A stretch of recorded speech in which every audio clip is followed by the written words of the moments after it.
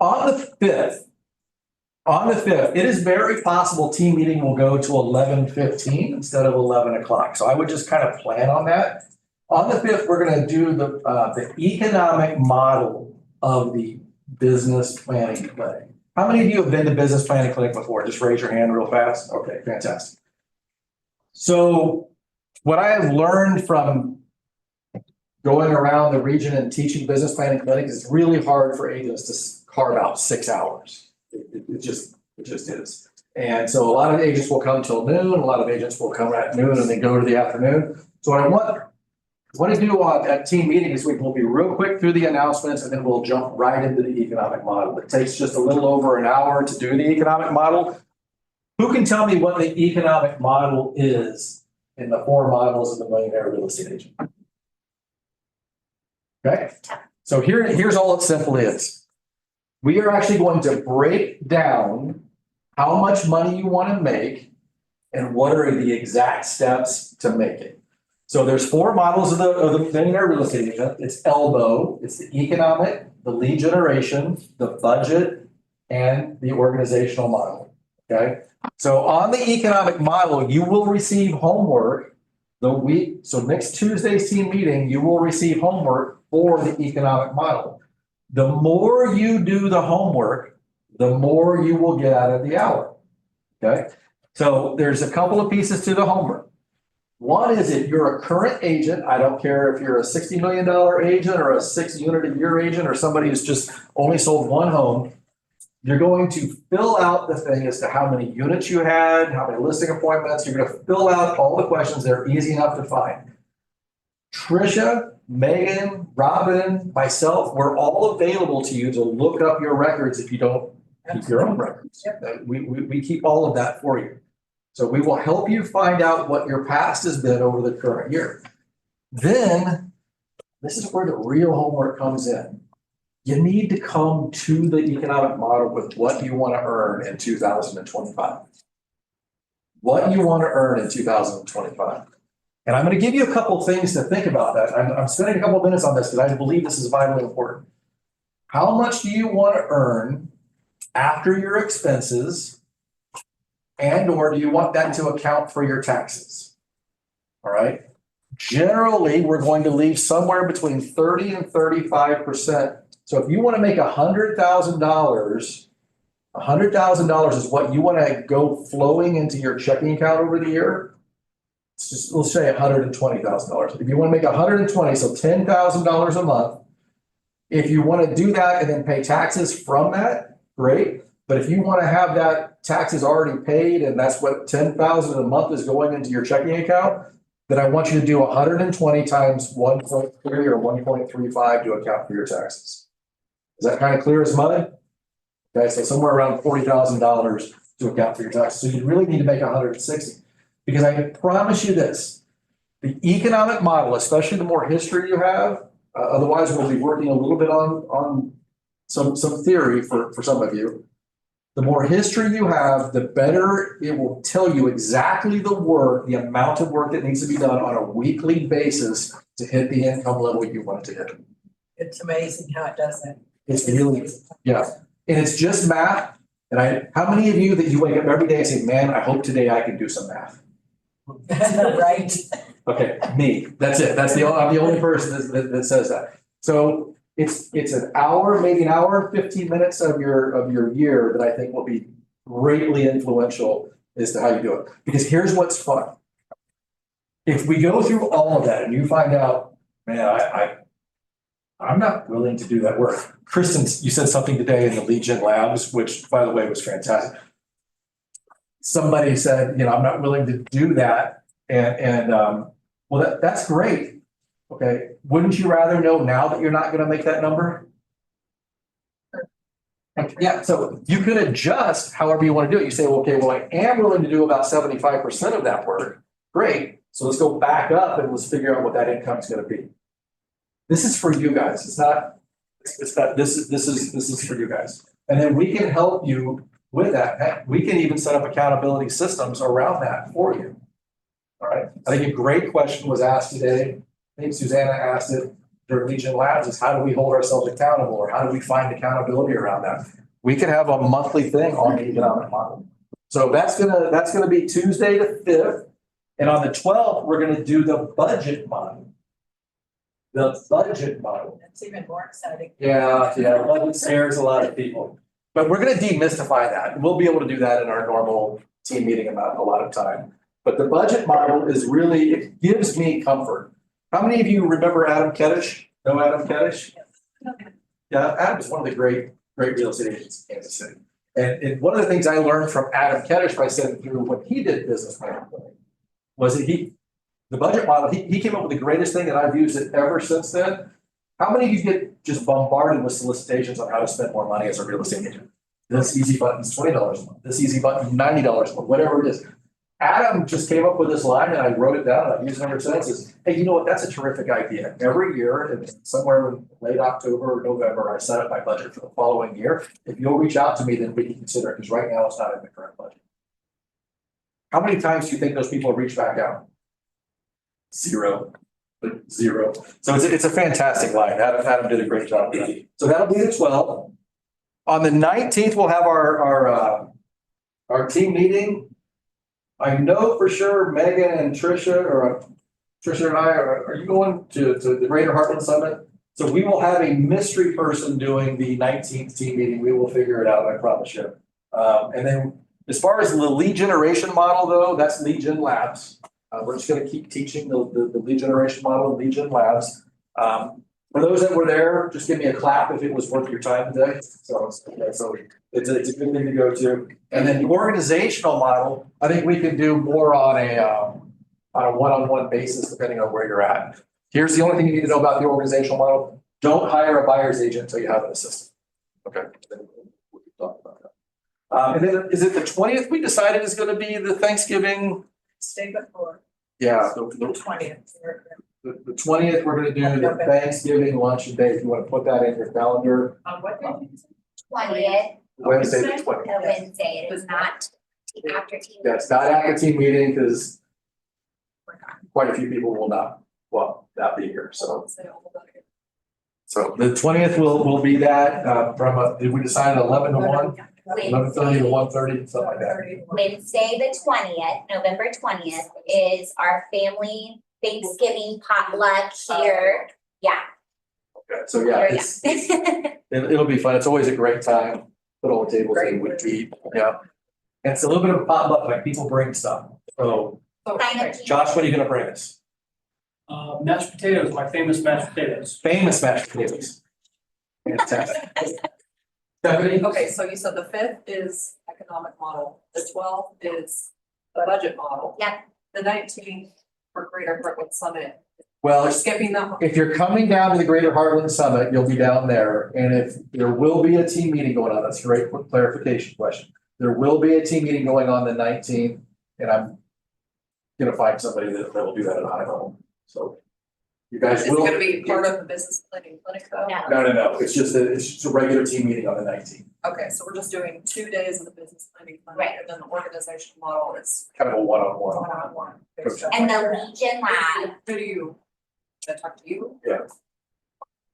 So really, so Make an appointment. yeah, here's the fun part. Here's the fun part is an organizational model. Yeah, to do your business plan. The organizational model is a lot of fun to discuss. And for most agents, the most important thing right now is how much money they're gonna make. What the skills are necessary and the ratios necessary to do that. So I generally, you're probably not looking to hire any help or leverage yourself until you're doing a minimum of 30 units a year. That's what I would. Major chaos for yourself. Yeah, start creating chaos, yeah. If you're doing like heavy two generation, all that kind of fun stuff, maybe 24 units a year, but it just depends. All right, any questions about any of that so far? That was a lot of information, and we're trying to save you from 6 hours of sitting in a class and paying attention there, so. Are we gonna have that all spread out on the calendar, like those marks, like on weekly Tuesday stuff, what's happening on that Yes. Tuesday? Yeah. We've actually got it written on the calendar. So agenda. Yeah, the agenda. Yeah, the meeting agenda. So. Okay. Let's have some fun. I want to revisit the pricing discussion because looking at, how to price houses. The pricing skill is regardless of whether you're a buyer's agent or a seller's agent, the pricing skill is kind of where the rubber meets the road. Is that fair to say? So let's go find. So I'm gonna talk out of shift tactic number 7. Again, this is full of conversations that you can have with the seller. And yet what we want to do is we're going to talk about, and Kyle's going to come up and talk about the pricing pyramid here in just a second. But on shift tactic number 7, what we really want to talk about is what is the time on the market at the price that you're going to be asking? Because every decision we make about pricing is going to affect the experience for the buyer or the seller. It's going to impact the price they may ultimately get. It's going to certainly impact the timing of what goes on. And so when you've got a market here, in a market with rising home values, we've been in that market for a long time. Is that right? I mean, it's crazy. Like even my real estate investors, they think vacancies are supposed to be below 5% right now. And they're even working with agents who are modeling vacancy below 5%. Well, guess what? Vacancy hasn't been below 5% for about a year now. But we had 5 years of that. So that's what people got used to. And the same thing can happen as far as pricing goes when we go to sales. If the seller wants a price that's ahead of the market may go up enough to make that price attractive for the buyers. Okay. Time can cure some mistakes. We all know that markets are not an exponential curve in most cases, but sometimes we kind of treat them like they are. And frankly, the market gave us reason to believe that for a few years. Is that fair to say? For those who have been in there? So, but markets will always correct themselves. So if you're working with that kind of seller and you're working in that kind of neighborhood where you really feel like they're still going to be able to do that, that's great. Price with care. Let's go up to this one here. So here's where we get to though when prices are beginning to fall. If sellers fall behind the market with falling home values, they can end up chasing the market down because home values are always falling faster than the price reductions. We saw this a lot during the Great Recession, and that's what this particular slide's about. I don't want to harp on this too long.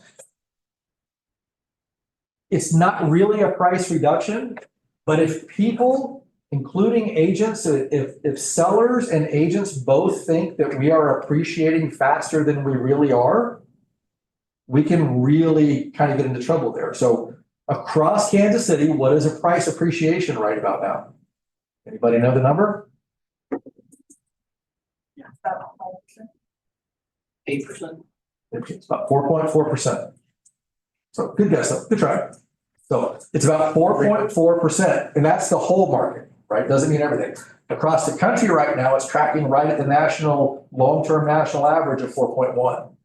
So we're ahead of the country, and we're definitely not at 12 like we were in 2021. We're definitely not at 9 where we were in 2022. We're not even at like 5.5, 6 where we were in 2023. So it's been trending down. If inflation is running around 3.5 to 4%, it's been coming down. But if it's running that, we're just barely outpacing the market. But across the country, this is the first quarter in a long, long time that inflation actually outpaced appreciation as a national average. So it's a different kind of this. But if we have sellers that are thinking that just because my neighbor across the street sold his for $400 last year, that I get $450 now, that may or may not be true. All right. Are any of you having those kinds of conversations? Yep. Not surprised. We can see it in the building inventory.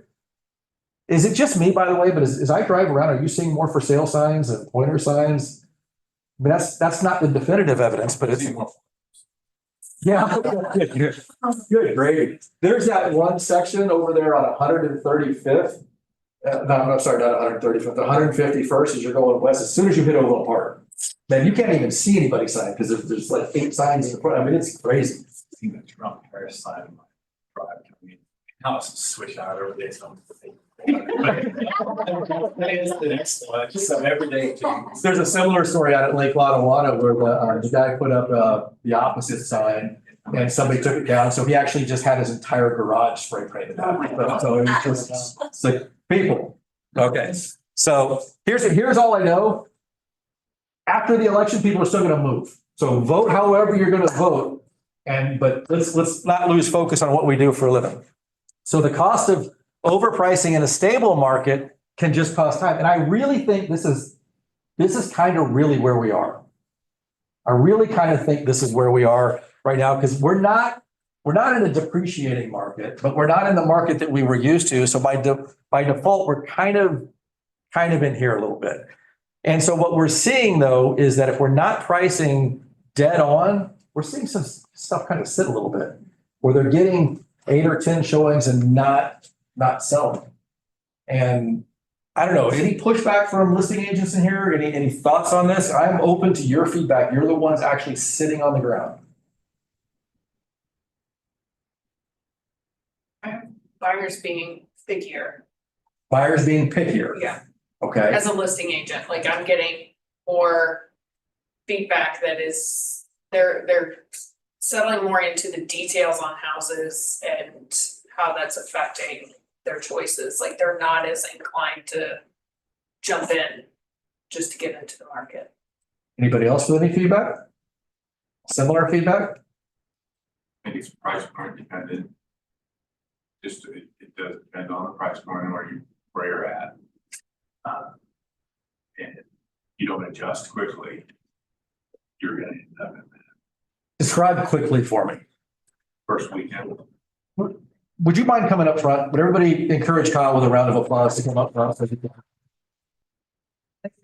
So the quickly could be the first weekend as far as you're concerned in this current market. Yep, I tell my sellers, that, we gotta adjust quickly. So we normally go on the market on a Thursday. We'll do an open house on Thursday and then another open house on Saturday. And by that first weekend, if we don't have showing, if we've only had a couple showings, no offers, no interest, we're overpriced in my opinion. We need to go ahead and drop it and make some adjustment. Can we pause just to, what did you hear in that? What is the most important thing you heard in that? I have a plan. He has a plan for how a listing is gonna go that first weekend. Based on where he's at now, because you got 10 years experience now, 12? 15, coming up on 15, yeah. I remember when it was the day it started. Good gravy. So you got all that experience that's telling you this is the conversation we need to have, even though we feel pretty good about the price, this is the conversation we need to have just in case. Yep. Okay. And especially if they're fighting me on the price that I suggest and they want to try it a little bit higher. So okay, we can try it at that, but if we get through the weekend and we haven't had any showings, we need to make this adjustment quickly. If we let it go into the next weekend and it's still the same thing, we really know we've overpriced it and our condition just doesn't match our price. And so we either have to update our condition if there's things that we can do to get that price to come up, or we need to drop our price to match our condition. That's what the market's telling us. What days on market is your like panic point? I mean, I heard you say. Like 10 days, if I don't have, 10 showings or an offer in 10 days, that's a price drop. And we'll talk about it. We'll go from 275 to 265 or whatever that might be. That's just in a market like this, right? That's anywhere. Well, yeah. It's weird right now. Well, yeah, I think it's weird right now, but I think if you don't get those couple, you're not going to get 50 showings on the first weekend anymore. That's done with. You might That's in get the spring. Yeah, the lower the price point, the more showings you're gonna get. But if you're in that like 400 range, if you only get 2 or 3 showings that come in and you don't get an offer from one of those 2 or 3, you're overpriced in my opinion. If you didn't get any showings over the weekend, or you only got 1 or 2, no offers, you're overpriced. If you got 1 offer or somebody thinking about it, you're pretty close and you need to hold off until they've already gone through and they've made a decision. Any questions or comments about that? What's your go-to when they are pushing back and saying, well, my neighbor this, or my, across the street, or you pull the comps and the data says, 3 months ago, this one, just like my house sold for this, why can't, how are you? I'll pull it up and, like, if I don't have it as one of my columns, like, I'll go look for it real quick and find out what they're talking about. Maybe I missed it, but then I'll look at it and I'll say, okay, well, this house here is a 2,200 square foot house. Yours is only 1,800 square feet. So if we price that out, price per square foot, your conditions match, but you're a couple hundred square feet smaller, so we need to be priced at this price. But if there are comps that kind of support that higher price, but the market is doing this, how are you? Yeah, I'm just letting them know the strategy right now. That's not the strategy right now. Maybe 5-10 years ago, it was to price it high, and then I can always drop my price. And that's fine, but that's not the strategy right now. The strategy is to price it where it should be. And then hopefully we price it good enough to where we can get it to go up. But I would rather tell you right now that I think this is where it's gonna sell, rather than put it on the market, trying it here. Now, I'd be willing to put it at this price, but if we don't have any showings over the first weekend, I think we're gonna need to really drop it if I'm close to what their number is. How do you let people know that you don't set the price? Like, or do you? I just go back and I have the comps with me. Say, look, you're a 4-bedroom, 3-bath, and that's got 5 bedrooms and a finished space. There's always some comparison difference. So there's some difference between the two as to why I would price them differently. And if they're giving me pushback, but they just want more than that, well, I'll just go back, well, the market isn't doing that right now. I mean, there's not. I've heard many different approaches. I'm curious about your approach. This doesn't have to be for everybody, your approach. Like, do you say this is the price that I should sell at, or do you give a range, or do you kind of negotiate it up? How do you approach? It depends on if I have a really good feeling for it or not, I think, because if I know what the price is supposed to be, I know what it's gonna sell, I'll let them know, I think we really need to be at this price.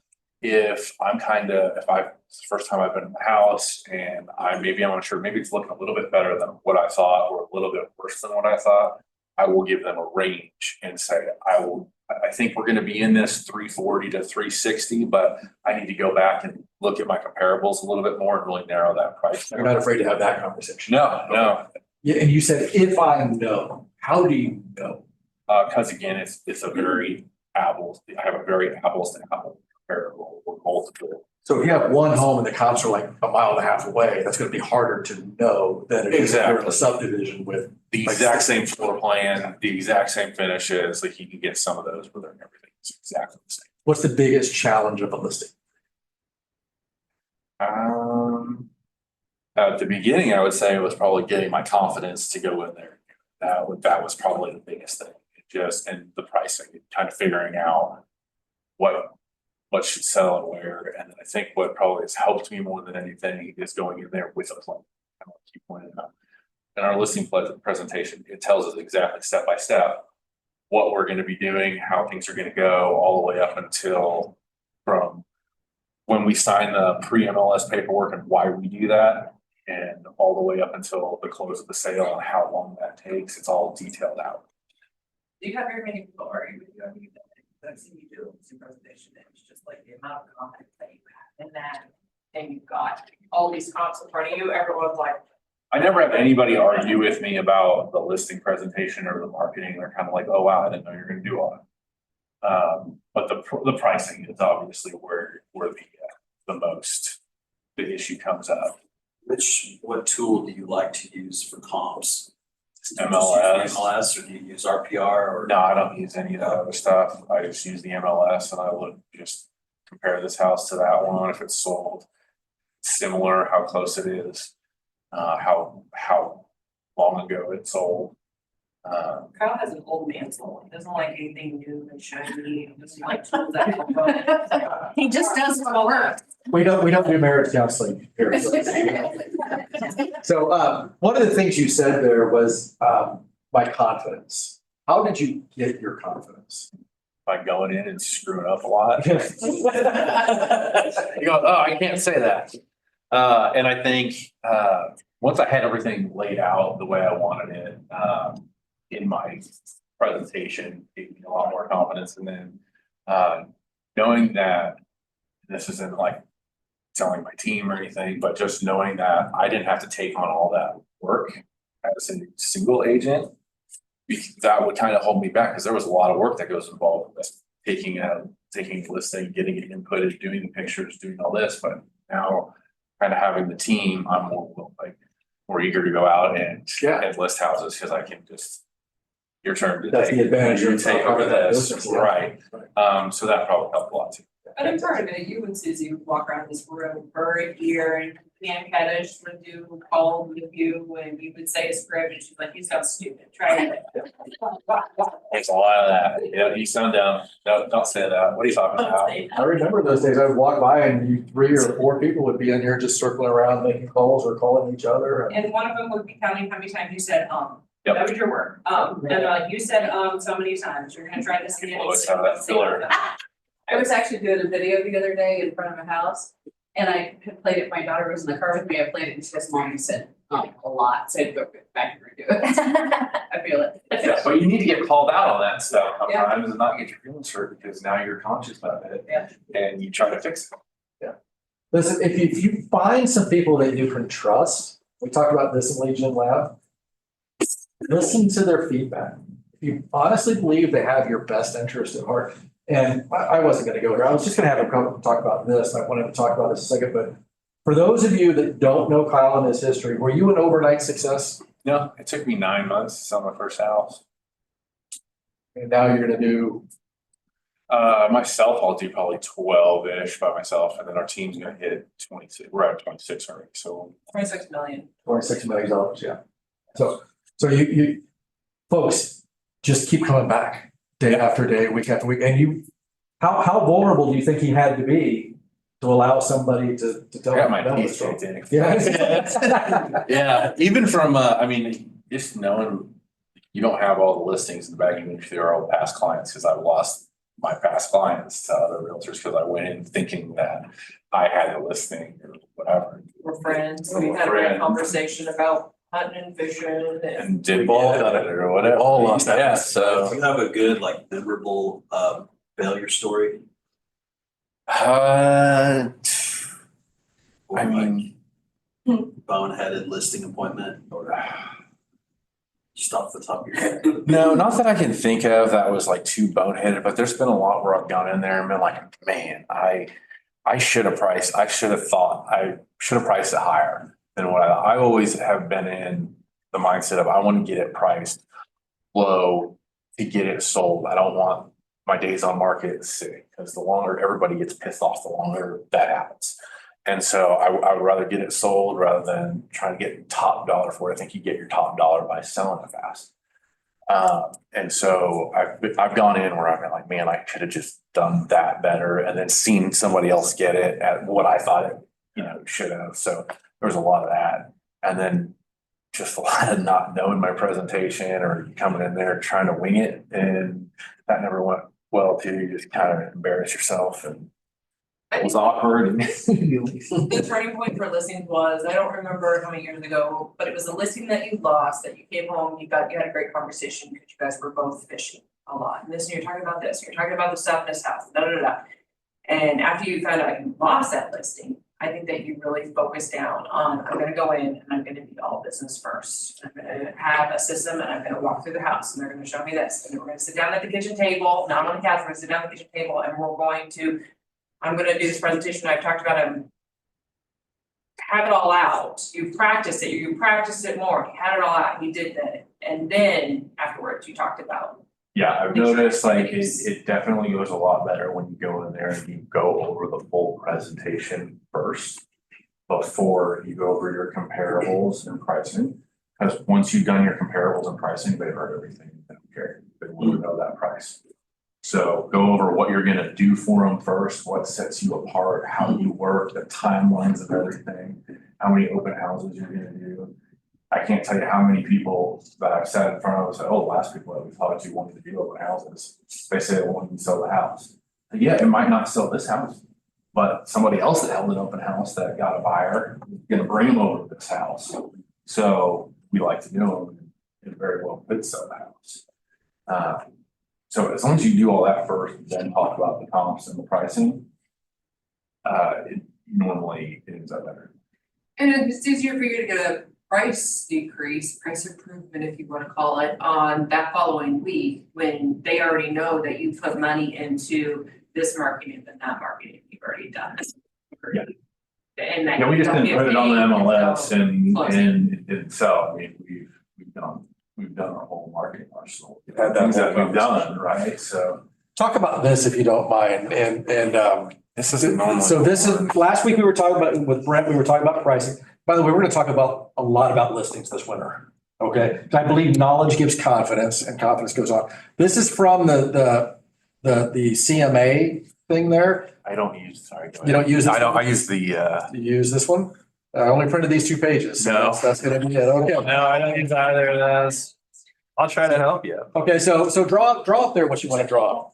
Well, I normally. Here, let me give you a marker and a eraser. There you go. Move it over here to the middle. Yeah, like where the chair is. Okay. I'm over here though. No, I think it's normally just the chart that.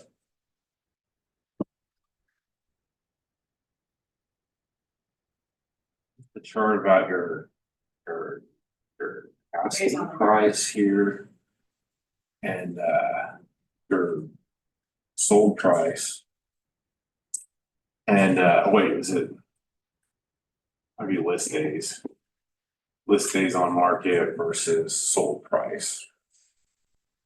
So it just shows the higher you ask, or the longer it sits on the market, the lower the price is gonna be. Yeah, absolutely. Yeah, so that's all. Yeah, kind of the same thing. And this is kind of something that I always used at a listing appointment back in the day, because somebody gave this to me when I was like a first year agent.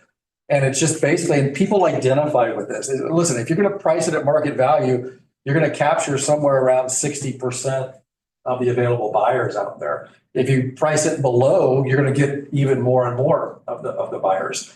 But if you start pricing above, you're beginning to really drop the buyers that are gonna be willing to pay for that price, right? I mean, that's all it really is it sounds to me like what Kyle is doing is he's learning the market, he's knowing the market, and push back on any of this if I'm putting words in your mouth. He's going in completely prepared, he's sharing his story. He's also letting them know that there is a ceiling to any price you ask, but if we exceed that ceiling, we're gonna have to be aggressive and take care of it. Is that a fair summation? Yeah. Have you ever turned down a listing because you thought they were so they wanted to be, $6.99 and you're like, they need to be in 500s? Or can you just go ahead and take it and? No, I would say, yeah, I think we're just too far. It doesn't happen very often where we're that bad. And I will normally figure out the situation, like it depends on their Motivation. Yeah, their motivation, so, yeah. If they're adamant that they want to start at a certain price, do you go ahead and list it there and then just say, okay, but in 2 weeks, we gotta be ready to go down? Yeah, now if there's $100,000 difference on a $400,000 house. Sure. Now if there's $100,000 difference on $1 million house, that's there's a lot of difference there. But I am expressing the higher you are in price, the longer this is gonna take and the more aggressive you need to price it if you don't want to do that. Think about the agent that had to talk Billy Joel into slashing his price by 22 million before he actually got it sold. So Brian Buffini too, that was another thing you asked about confidence. I really gained a lot of confidence when I started doing the Buffini system and started running that, doing coaching through that, and that really laid out a system of how I was gonna work and helped me. I was always the guy that I never wanted to talk to anybody but my sphere of influence. I wanted for sale by owners, buyers, open houses, people I didn't know. I didn't want to talk to the people that I knew. And as soon as I started doing that system, that gave me how to actually build my business where I wasn't constantly having to call for sale by expired, doing all that stuff. My phone started to ring versus me having to pay for leads and things like that. That's a great you didn't want to talk to people that you knew. I mean, that's a huge area of growth, right? That you had to go through. Okay. And it was really hard to get, starting out doing that because, they didn't, you're handling people's biggest investments of their lives. And if you haven't ever done it before, it's kind of hard talking to somebody and walking them through that. So. Yeah. Yeah. These are, can everybody give Kyle a round of applause? Thank you, Kyle. Were there any last thoughts on that? So in your coaching, you did coaching, once a week, you met on the phone It with was your once coach? every other week. So go over the gist of what he would ask you every week. Like, he It would was- say, how many people did you call? There's a lot of accountability and then giving me suggestions on who to call, what to say, running through scripts. And really just, hey, you need to be doing this and really trying to help me from riding the roller coaster, what a lot of people do. That was kind of the main thing, is trying to be more consistent with everything versus getting really busy, buyers and sellers, and then not doing any of the lead gen stuff, and then selling all the houses and not having any business. And so like the consistency, they really were harping on that. Cycle of cycle. Did you ever get mad at him or her? Yeah, I fired him eventually. We started a team, and so went in a different direction. At the time, they didn't have any kind of team coaching for that. So I have been thinking about getting back. So Yeah, if you're best friends with your coach, you're probably not doing it right. Kathy?